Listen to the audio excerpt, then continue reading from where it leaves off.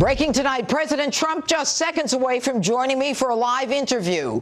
Plus, the Democrats' FISA rebuttal memo is released. But is it a blockbuster or a dud? Hello and welcome to Justice. I'm Jeanine Pirro. Thanks for being with us, and thanks again for making Justice #1 in primetime last Saturday. And joining me now by phone, the President of the United States, Donald Trump. Good evening, Mr. President. Good evening. Well, first of all, let me say that we are delighted to have you on Justice tonight, and there is so much breaking news now. The Democrat memo just came out, and of course, you called the memo a legal bust on Twitter today, and you called Adam Schiff a phony. So, what do you take exception to in the memo? Well, all you do is you see this Adam Schiff, he has a meeting and he leaves the meeting and he calls up reporters, and then all of a sudden they have news, and you're not supposed to do that. It's probably illegal to do it. You know, he'll have a committee meeting and he'll leak all sorts of information. You know, he's a bad guy. But it's certainly, the memo was a nothing. It confirmed, basically, if you look at it, it confirmed.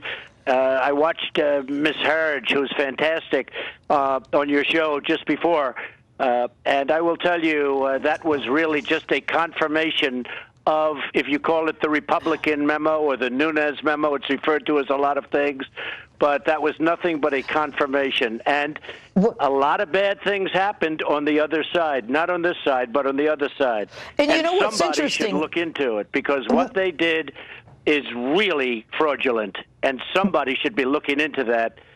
And by somebody, I'm talking about you-know-who. I have a feeling I know who it is, Mr. President. Look, one of the things that I thought was interesting is here we've got the Democrat memo, and thank you for complimenting Catherine Herridge. She's right next to me. She'll be on in a moment. We love Catherine Herridge. But for she's able to really take, you know, Jeanine, she's able to take a very complex document and very systematically, you know, essentially say the truth. Well, she and drills it down. That document was really, it really verifies, and a lot of bad things in that document. That document really verifies the Nunes memo. And that's why they didn't push hard to have it. If you notice, they did not push it hard because they understood this was going to happen. And just in looking around and seeing reports, a lot of people are saying that. That's a very bad document for their side. Well, in addition to that, Mr. President, you know, after 18 months, not any kind of reference to any collusion. But I have to tell you that Adam Schiff just tweeted. And by the way, that is true, Jeanine. You have all these committees. Everybody's looking. There is no collusion. No phone calls. I had no phone calls. No meetings. No nothing. There is no collusion. I say it all the time. Anybody that asks, there's no collusion.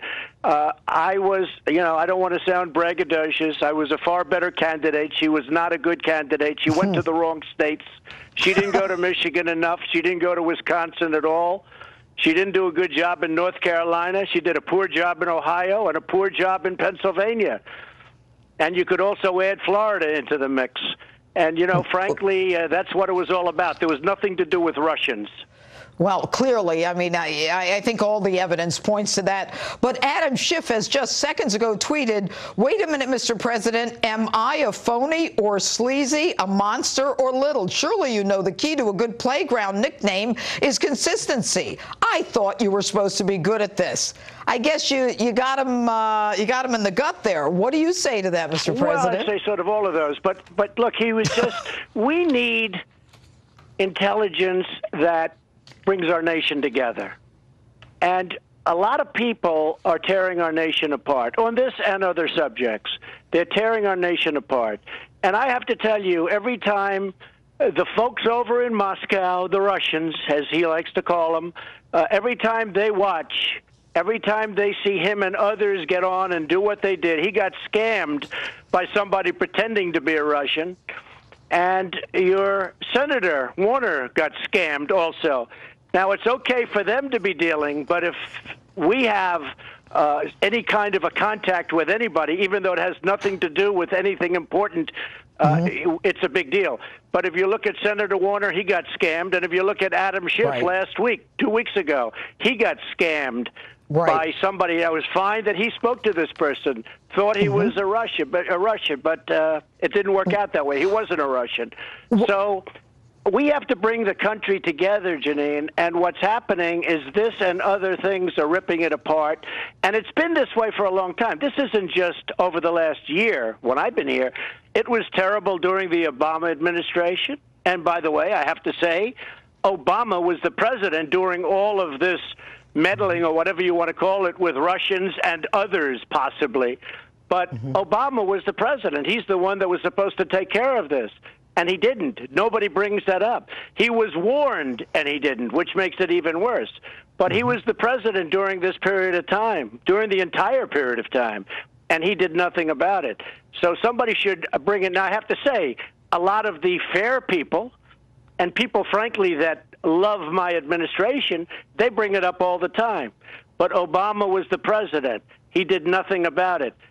With all of that being said, we have to come together as a nation, and we have to get it done. A lot of great things are happening. Our economy is incredible. I'm renegotiating trade deals. There are no trade deals ever negotiated that have been bad like the trade deals that we've had negotiated, whether it's NAFTA, the deal with South Korea, TPP. I was able to keep us out of it. That would have been a total disaster. World Trade Organization deal. That's what really led to the emergence of China. You look at China, they became rich when they made the World Trade deal, the World Trade Organization, WTO. We have to change it. We can't allow our workers, our country, our companies to be ripped off like this, and they understand that, and that's why they're starting to move back into the United States. Chrysler's coming back. Foxconn is coming in, the big company that makes the Apple, different things for Apple. Some of the biggest companies in the world, they're coming back into our country now because of what I'm doing. But we have to come together, Jeanine, as a nation. And we shouldn't be fighting like this. We should all be on the same team. That includes Adam Schiff. Right. We should all it be on the same Adam team. Schiff, they shouldn't have two sides fighting all the time, fighting. We should all come together as a nation. With that being said, I have to just add one thing. Congressman Nunes, if this continues to go forward, I really think someday he's going to be greatly honored for his service and for what he's done. He's been very, very brave in the face of a lot of obstacles. What he's found out has been incredible. I give him tremendous credit. But I have to say this, we have to come together as a nation. You know, Mr. President, your approval rating is soaring. And, you know, we can talk about the economy and the low unemployment and the stock market and all of the great things that have been happening with the economy. But you have accomplished all of this. And by the way, there's a poll that puts you at 50%. At CPAC, you're at 93% approval rating. You did all this in 1 year with the economy. To what do you attribute these incredible advances? Well, I think that I've had a lot of good ideas and I have a lot of energy. I get things done. I mean, I'm very proud of what's happened with the economy. If they would have gone with in the other direction, they would not have gotten rid of regulations. I really believe that while the tax cuts are the biggest ever, there has been no bill like that passed, including Anwar and including getting rid of the individual mandate, which is the worst thing going on Obamacare, and healthcare is starting to really come along now well. You're going to see premiums start to drop. But with all of that being said, I think regulation, the cutting of regulations is what has given us this, because, you know, as you know, the tax cuts just happened a fairly short while ago. I've been cutting regulations now for over a year, substantially. Only unnecessary regulations, but you couldn't build, you couldn't do anything. Look at the pipelines. If you look at the Keystone Pipeline, if you look at the Dakota Access Pipeline, Jeanine, 48,000 jobs, they were dead. And I approved them right at the beginning of my administration. And environmentally superior, because you're underground as opposed to trucking and all of the things that you have to do to get the product to the various coasts and to where it's going, to the refineries. So, Mr. President, it's been an incredible period. And I was saying before, and somebody was very readily agreeing with me, I don't think any administration has done as much as we've done in the first year. I don't think it's even close. Between the taxes, the regulations, Justice Gorsuch, many district judges, many Court of Appeals judges, and many more to go. We have great judges, literally just waiting. We have a tremendous problem with Senator Schumer where he's not approving people that are working in the administration. It's unprecedented. We have hundreds of people that have taken so long to get approved, and we have people still waiting to get approved in the trade groups, in very important groups, Jeanine. The Democrats, I mean, the one thing they're incredible at is obstruction. The one thing they're incredible at, they use it. They resist. And they really, it's just bad for the country. So hopefully that can get done, and hopefully we can get DACA done. I'd like to do that for the Hispanics out there. I did very well with the Hispanics, much better than anyone would have thought. I'm the one that's pushing DACA, and the Democrats are nowhere to be found. Well, what's amazing is that, they continue to try to promote their narrative. But I want to ask you about something you talked about at CPAC yesterday that was very well received, and that has to do with the in the wake of the Parkland, Florida school shooting. And you talked about expanding background checks on guns. Right. How do you think that's going to happen? Well, I think it is going to happen. I think we have tremendous support. Where the Republican Party has really come together. It's become very unified. You see that also with the poll. I think that was one of the straw poll questions that were asked, and at the CPAC, which was a tremendous conference, by the way, tremendously successful. And it was, about the whole thing, the party coming together. And it really is. It's really coming together. And I've spoken to many senators, many congressmen, just today, yesterday, the day before. And I think we're going to have a great bill put forward very soon, having to do with background checks, having to do with getting rid of certain things and keeping other things, and perhaps we'll do something on age, because it doesn't seem to make sense that you have to wait till you're 21 years old to get a pistol. But to get a gun like this maniac used in the school, you get that at 18. I mean, that doesn't make sense. And frankly, I explained that to the NRA. They're great people. Wayne and Chris and all of their great patriots. These are great people. But I said, fellas, we have to get going on some really good legislation. So background checks are going to be very important. At the same time, there's no bigger champion for the Second Amendment than I am. I'm the champion of the Second Amendment. I don't think there's any question about that. protection. You have to have protection. You see what happened with the police officers that didn't have the guts to go into. I mean, now it turns out, I guess there's 4 of them. 4 of them. Incredible. That's my open tonight. If we would have had some great teachers that were gun adept, meaning, really understood weaponry and guns, and if they had concealed permits, you wouldn't have this problem today. You just wouldn't have it. And, they have one other thing. They love those children, the teachers. They love those children. That coach who was so brave, who ran into gunfire to protect the kids, if he had his gun concealed, he'd be alive today. Most of the people would be a whole different story, but he would have been shooting instead of running into somebody totally unarmed who was a maniac. So, there's a lot of good things happening, Jeanine. We're going to get it solved. The one big thing to that also is when these crazy people who are cowards, when they hear or know that randomly you'll have maybe 20% of the teachers, 15% of the teachers inside having concealed, and these are experts at what we're talking about, they'll never go into the building. You're never going to have this problem. Right. And, we have certain states that do this, and nobody talks about them, but it's been very successful. But he would never have run into the building if he thought that bullets were going to come flying back into him. In fact, he left the building pretending he was a student. He didn't want to get shot. If he thought there were people that could defend offensively, that you could, have some offensive power in there, he would have never, ever gone into that school building. Right. Right. And, you know, the shame of it all, Mr. President, and I know that you have to go, but the idea of those with mental illnesses and psychiatric problems is something that we really have to deal with, because I think one of the common threads of all of these shooters is that they are, you know, mentally deficient, wackadoos, nuts, evil. That's true. Also. Well, that would be a big part of the background checks. We would have a very, very hard section, and we would have a section on a very powerful section on mental illness. And somebody who is mentally ill should not have a weapon, should not have a gun. And that would be covered in the background checks. And I think the NRA is going to be for it. I think that a lot of people, I mean, this certainly should be bipartisan, but we're drawing up very strong legislation right now having to do with background checks, mental illness. We're going to have, I think you're going to have tremendous support. It's time. It's time. It's been many years. You know, I'm not here that long, in all fairness. You've had this going on for a long time. It's time to get it done and get it done right.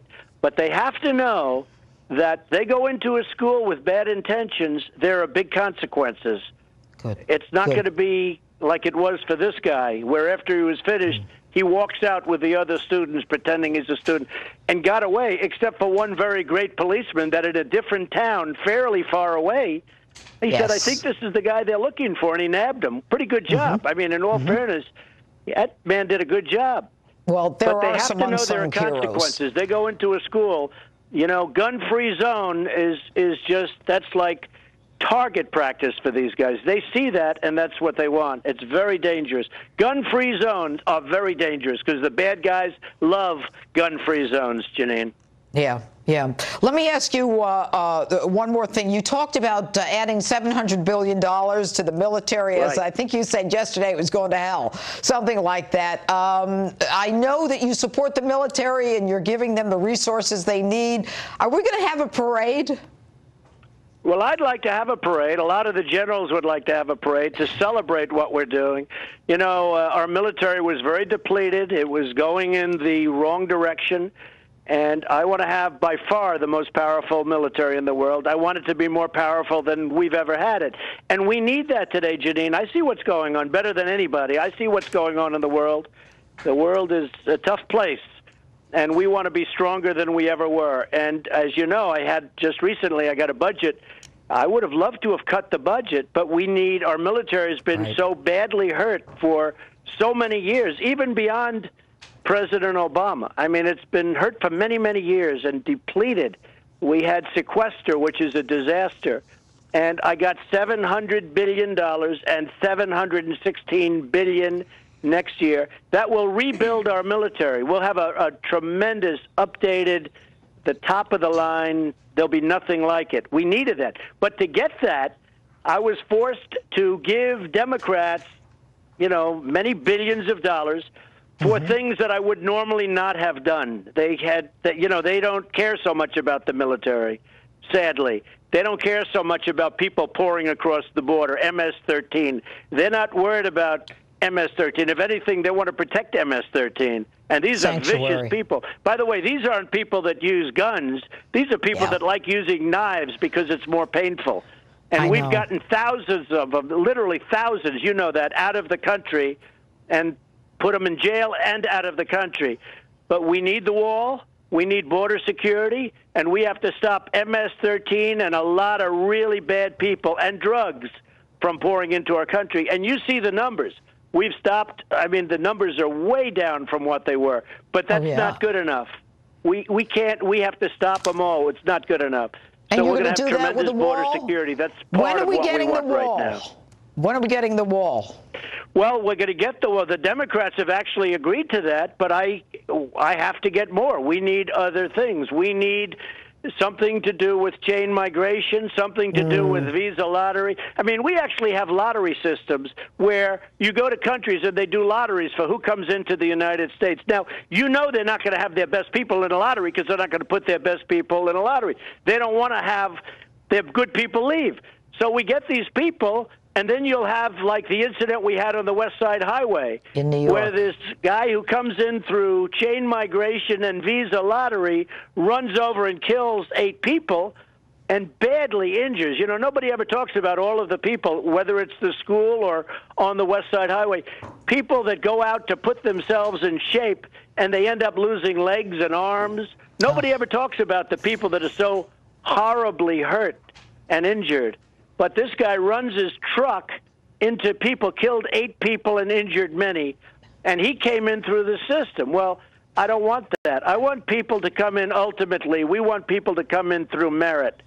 And you know, we're going to need merit. We need people to come in to our country because we have so many companies now moving in because of the regulations and because of what we did with the massive tax cuts, which is great for the companies, and they're going to hire the people, that we're going to need people to take care of the companies. So, but we want people based on merit, not based on the fact that they're thrown into a bin, and many of those people are not the people you want in the country, believe me. Well, clearly. And if we were to have a parade, I'm stuck on the parade. When do you think we can have this parade? Because I want to go to the parade. Well, I guess we're talking about probably Veterans Day. It's just preliminarily, you know, being discussed. But we're talking about probably Veterans Day. I like July 4th because July 4th in Washington, D.C. would be beautiful. Yes. It would be up and down Pennsylvania Avenue. A lot of it would be flyovers. I was at the Bastille Day parade in France with the president of France, very good guy. Oh, okay. And it was quite something. And frankly, I think it's great for spirit. The military loves it. They love the idea. Would have our West Point and Annapolis and the Air Force Academy, Coast Guard Academy, and would have it would be a great representative parade. Would have a lot of plane flyovers. I think it would be something great for the spirit of the country. You know, we have a great country, and we should be celebrating our country. So we'll see if we can do it at a reasonable cost, and if we can't, we won't do it. But the generals would love to do it, I can tell you, and so would I. I think it's great for our country in terms of being a cheerleader and the spirit. It's very important.